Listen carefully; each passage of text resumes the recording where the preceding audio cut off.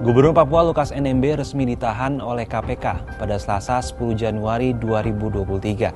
Penangkapan NMB ini mengakhiri drama yang mengiringi kasus NMB yang telah bergulir sejak September 2022. Lantas seperti apa rekam jejak kasus Lukas NMB hingga akhirnya ditangkap oleh KPK?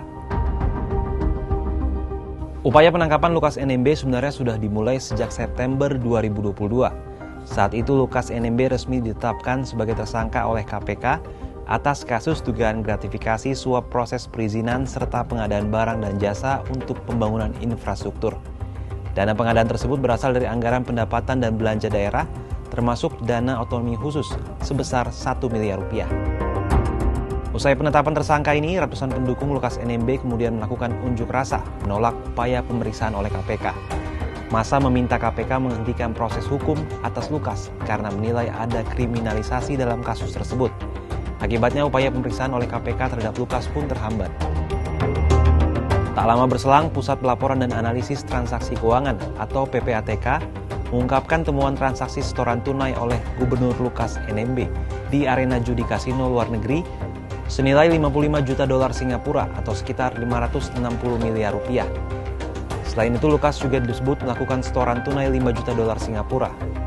Setoran tunai tersebut diantaranya digunakan untuk pembelian perhiasan dan jam tangan dengan harga 55.000 dolar Singapura atau senilai 550 juta rupiah.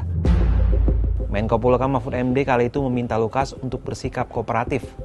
Mahfud menyebut dugaan korupsi oleh Lukas bukan hanya terkait gratifikasi sebesar 1 miliar rupiah.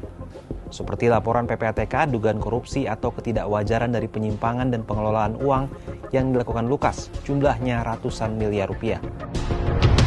Upaya pemeriksaan terhadap Lukas NMB pun terus terkendala.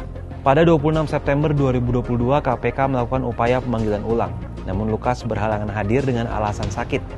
Lukas bahkan sempat mendatangkan tim dokter dari Singapura untuk memeriksa kondisi kesehatannya.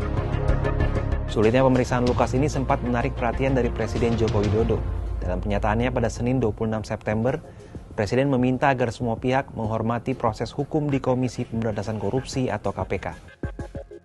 Pada 3 November 2022, Ketua KPK Firly Bahuri bahkan sempat mendatangi kediaman Lukas NMB di Jayapura. Firly terbang ke Jayapura bersama tim Ikatan Dokter Indonesia untuk memeriksa Gubernur Papua Lukas NMB. KPK sempat tidak menahan karena khawatir konflik horizontal. Hal ini mengingat basis massa pendukung Lukas di Jayapura cukup banyak. Meski disorot akibat kasus dugaan korupsi, Lukas NMB kembali membuat kontroversi. Akhir tahun 2022, ia meresmikan 9 gedung baru di provinsi tersebut pada Jumat 30 Desember 2022. Salah satu gedung yang diresmikan adalah kantor baru Gubernur Papua yang menghabiskan anggaran 393 miliar rupiah. Baru pada 5 Januari 2023, KPK resmi menahan satu tersangka, yakni Direktur PT Tabi Bangun Papua, Rijatono Laka, yang diduga menyuap Lukas NMB. Akhirnya hampir 4 bulan sejak penetapan tersangka pada Selasa 10 Januari 2023, Gubernur Papua Lukas NMB diringkus Komisi Pemberantasan Korupsi di Kota Jayapura, Papua. Berdasarkan informasi yang dihimpun Kompas, Lukas sedang makan siang di rumah makan Sendok Garpu saat petugas KPK menangkapnya.